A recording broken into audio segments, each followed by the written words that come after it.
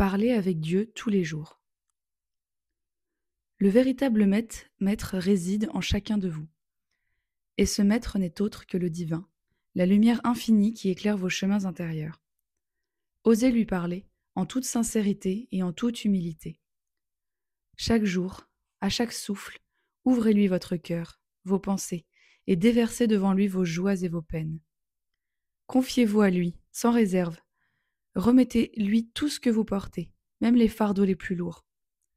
Offrez-lui vos pensées, vos doutes, vos tâches intérieures. Dans cette pureté de l'âme, vous commencerez votre épuration. Cherchez à lui donner tout ce qui vous trouble, et vous constaterez la magie de cet échange. Il est le meilleur des conseillers, le spécialiste de l'âme. Par cette communion avec le divin, la vie se créera en vous.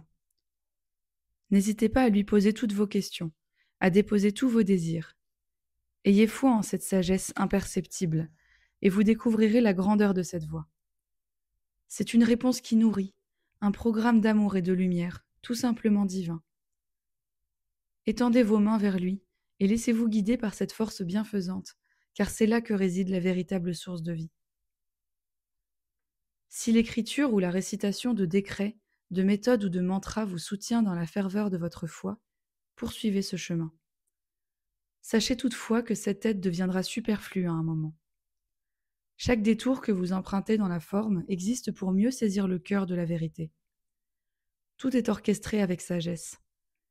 La 5e race a parcouru de nombreux chemins tortueux, s'est enchevêtrée dans les illusions et les mensonges, engendrant des récits trompeurs et des croyances erronées, formant ainsi une myriade de cercles autour du centre de l'existence.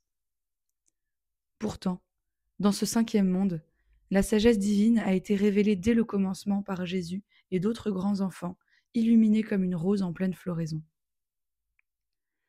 Dieu a inséré son mode d'emploi dans l'ensemble de la création.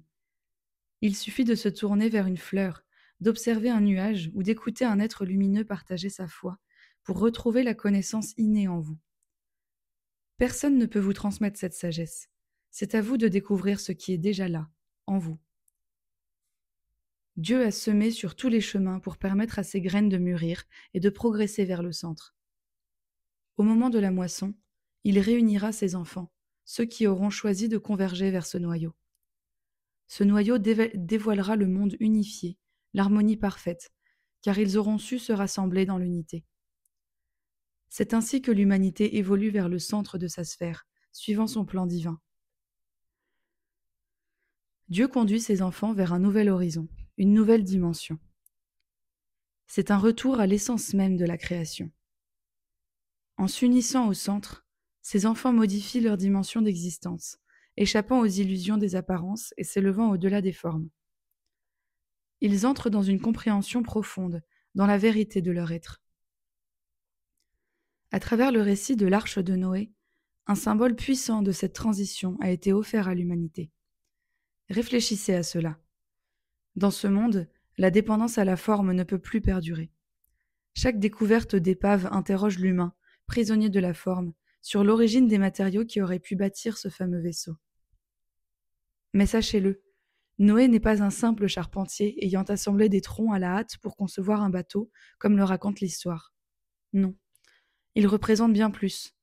Il incarne le passage d'un monde à un nouveau paradis, le rappel de notre voie vers l'unité.